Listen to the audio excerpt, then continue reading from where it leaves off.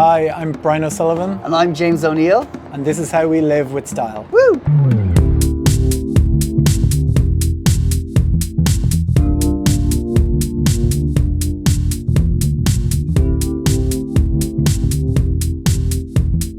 I've always been obsessed with the Barbican since I was a student in London. I think James needed a bit more convincing Definitely. on the brutalist nature of the Barbican, but we got there. We got there.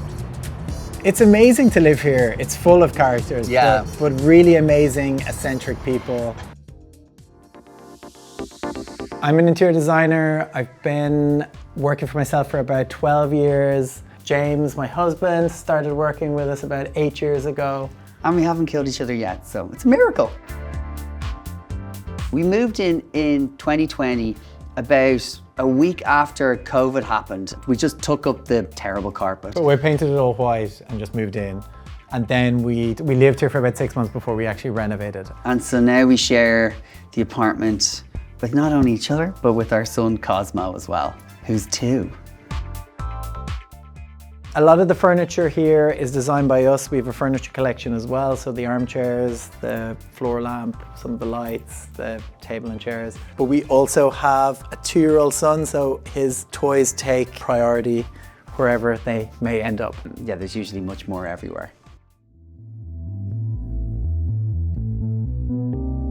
We wanted a big table so that we can host. There's also a clip-in leaf that we can add, so I think it can sit up to 16 people, which is amazing.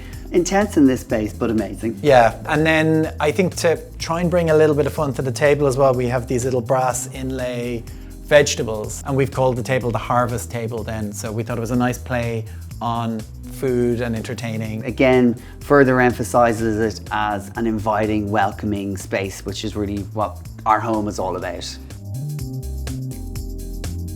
We did a house in LA, and it was like icons of LA. So we did like the Hollywood sign, a police car. Kim Kardashian breaking the internet. Yeah. Yeah. Yeah. So it was kind of, again, it was a nice way to kind of customize a piece for someone's house. This chandelier was one of the first things we designed for the space when we were kind of imagining what this would all look and feel like. We were looking at lots of mood images of different things that were sort of blobular and curvy and fun. And it creates a sense of occasion whenever you sit down under it, I think, and really sets the tone for when you're hosting and have friends over, because it's so playful and it's so fun. I think it sits nicely with the macaroon chairs as well, which are also quite curvy and also quite child-friendly, which was a happy coincidence. Yeah. So when we bought the apartment, the original bathrooms and kitchens were stripped out and there was new ones put in the 80s. Which was actually a good thing, because we would have felt bad removing them. But we did design what we put in. I guess we were trying to embody the spirit of the Barbican, but in more of a contemporary way.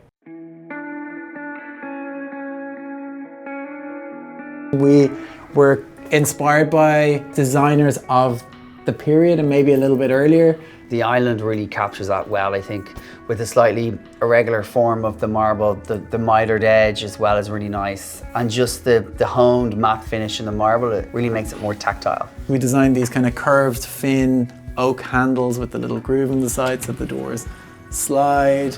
The Barbican original kitchens had this lower compartment with these little sliding glass cabinets, which we kind of thought was a nice homage to the original design. One of our big arguments was actually about whether or not we were going to put colour in here. And I probably thought it was a good idea, but... You didn't express that at the time? No, I did not. Because I probably also thought I just wasn't being heard in you kind of deciding what you wanted for the space. But actually, it was the right decision and it's so much nicer. Well, and also because I'm quite short, so it actually means I can easily reach the glasses, whereas if they're any higher, it's challenging.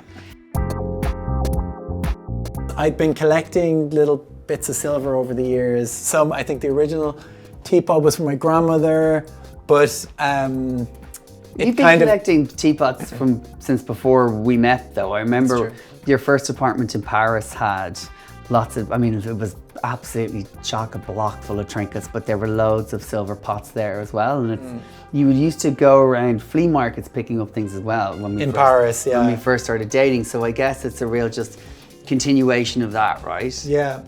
We collected some of this Irish pottery. It's Shanagari pottery, which is made in County Cork in Ireland.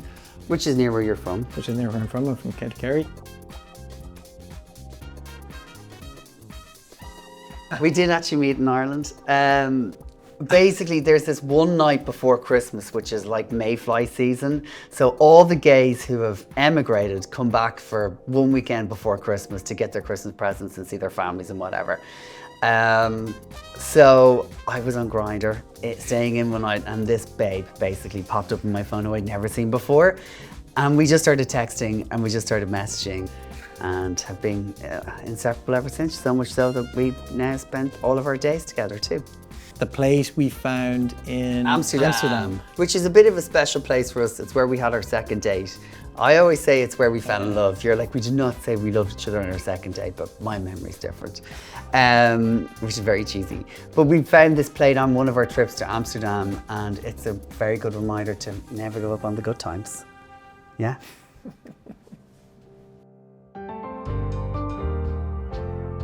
So before we show you the rest of the apartment, we just wanted to point out some of the art that we have on the walls.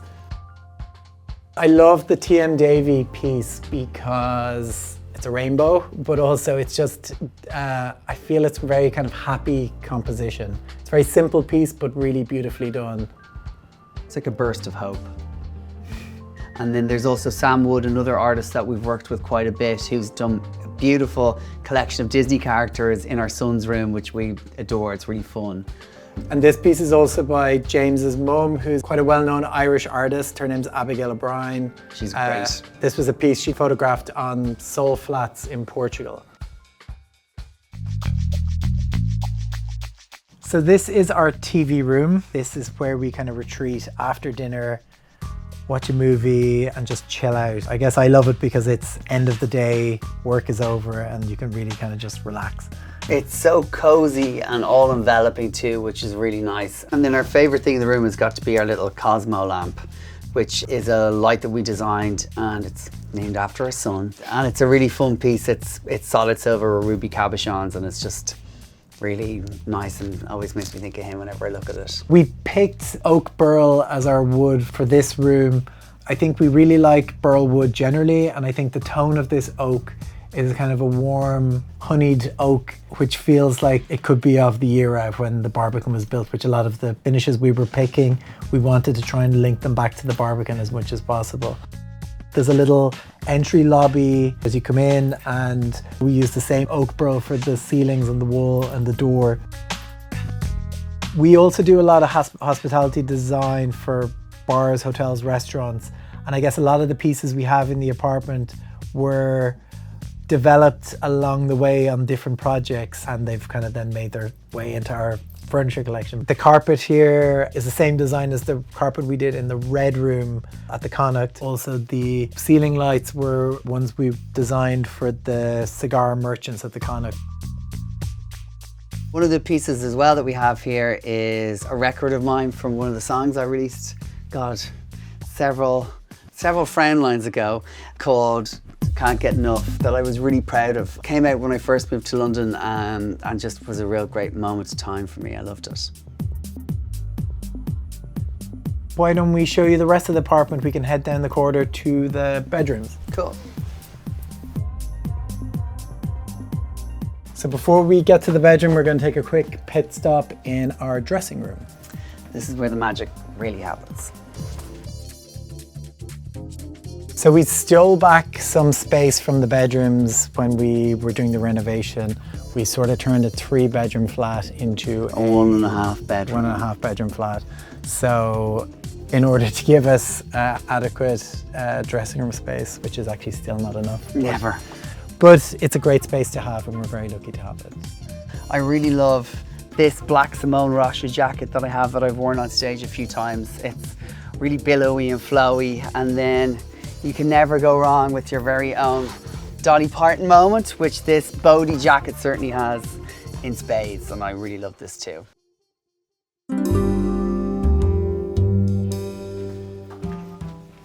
So this is our bedroom. The bed we designed for a hotel we were working on called Mayburn Riviera outside Monaco.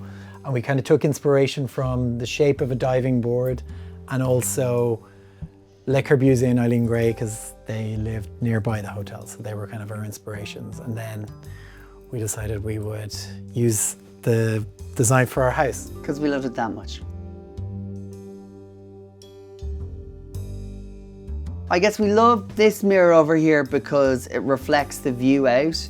So it gives a really nice perspective when you're walking into the room, you can see the inside It's of also the space. one we had bought a good few years ago. When Had we it in were our previous collecting. flat, and it's a vintage Max Ingram light as well. I think I love the color, that sort of pink. I think it's really nice against the linen.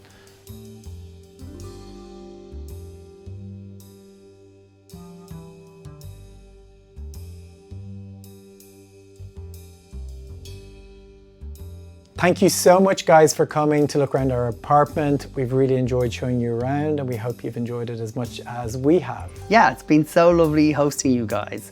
And don't forget to like and subscribe to the Times Life and Style YouTube channel.